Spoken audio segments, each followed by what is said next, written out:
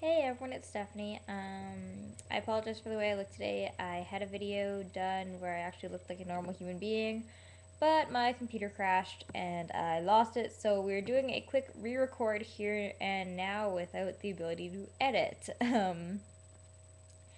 Anyway, this topic is how to travel with your toddler. And let me start off with, we started traveling with Sheri when she was about 8 weeks old, maybe a little bit younger, I think. And traveling with an infant is fairly similar to traveling with a toddler. You have to do some of the same things in terms of what you need to bring. There's always extra stuff you need to bring with having a child with you. And a few of those things that we still have to take up with us. We have our pack and play um, that comes with us everywhere we go. We usually camp when we travel. So we need to have something to keep her fairly contained overnight.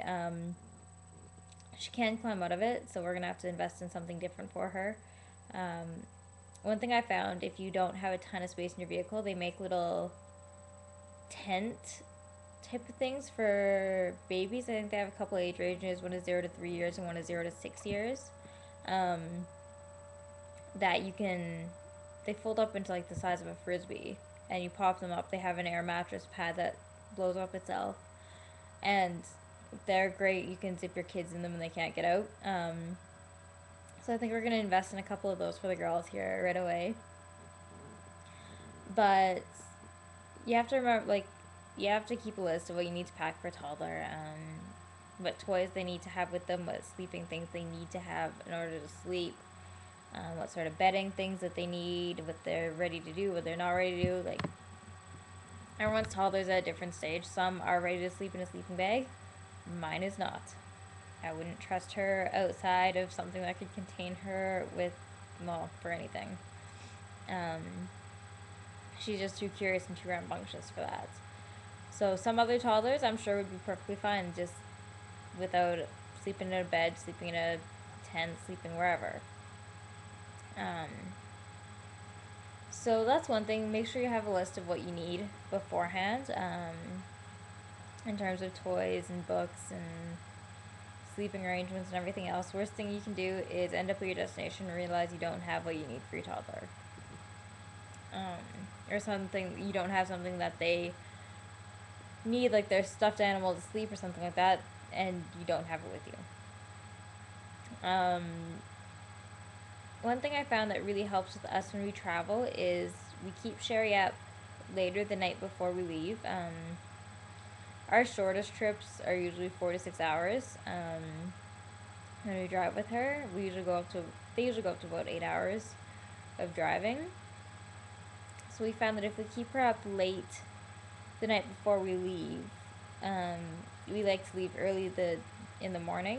So the later we keep her up and the earlier we get her up, the more likely she is just to pass out in her car's heat and sleep for at least half the journey. It does tend to make her crankier when we get her up in the morning before we leave, and we get a few tantrums out of it, but in the end she gets to go back to sleep in the car, and she's much easier to travel with when she's sleeping, as I'm sure most parents can attest to with their kids. Sleeping baby or toddler is easier than a awake and rambunctious and bored toddler. um, Another thing we learned is bring lots of food, lots of snacks, and lots to drink that's easily accessible. If you're in the middle of potty training, make sure to schedule bathroom breaks for them, or just be prepared to deal with the consequences and setbacks in that. If you don't have a place to stop, I know with us, we don't have, once we reach a certain point, we don't have anywhere else to stop until we get to our destination, and that's usually still 2 to 3 hours away. So we've had to sort of suck it up and deal with the fact that her potty training goes a little bit on the wayside when we take her out.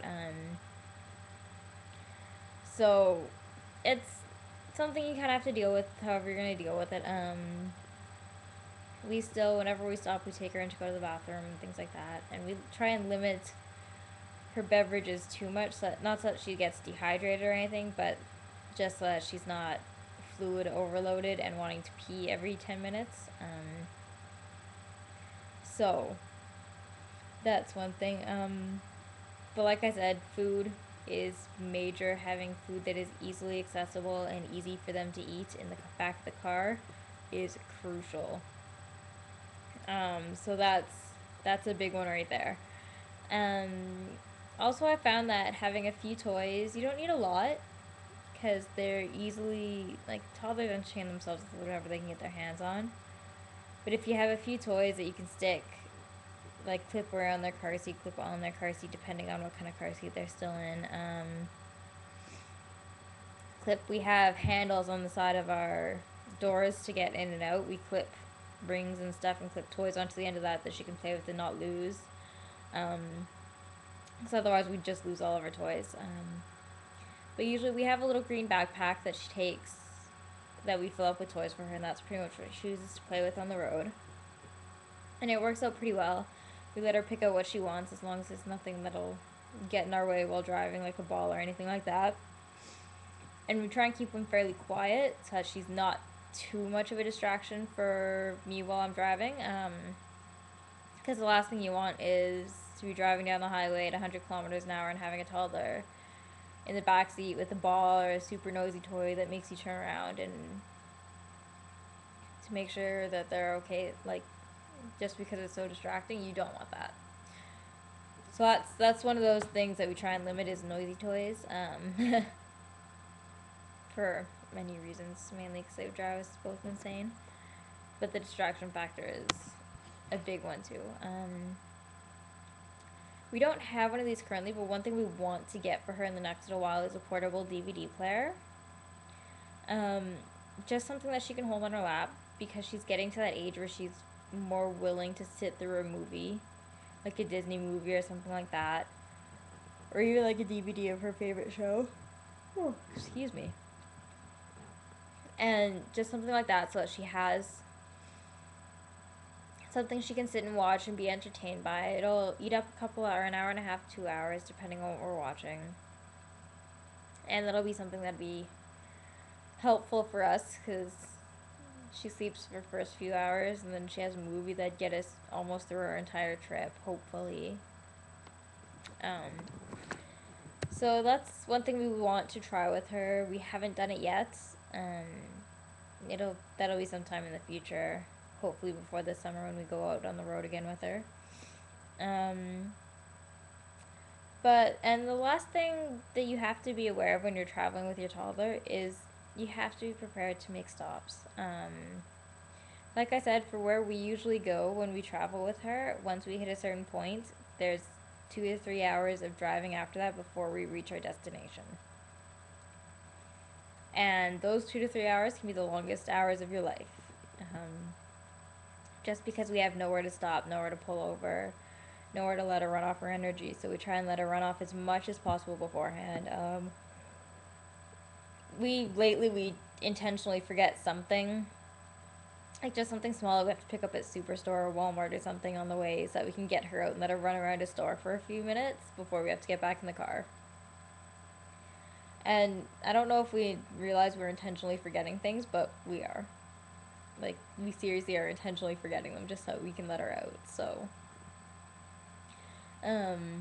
that's one thing we found. We have to let her out and run around, even if it's just at a gas station, letting her, like a gas station with a convenience store, just letting her get out, walk around the store, go to the bathroom, stretch her legs, move around a little bit, and then she's good to go again for a while. So, but yeah, those are my biggest things. Leave when they're tired. Keep them tired right beforehand. They sleep in the car. Make sure you got enough food for them. And make sure they have stuff to entertain them, and let them run around. Like, let them get out and run around for a little bit when they need to. Because the last thing any parent wants is a screaming, hamstring toddler, because they need to stretch their legs. And it happens frequently if you don't make enough stops. So, but yeah, that's my little survival guide for how to travel with a toddler. And I will talk to you guys later. Bye.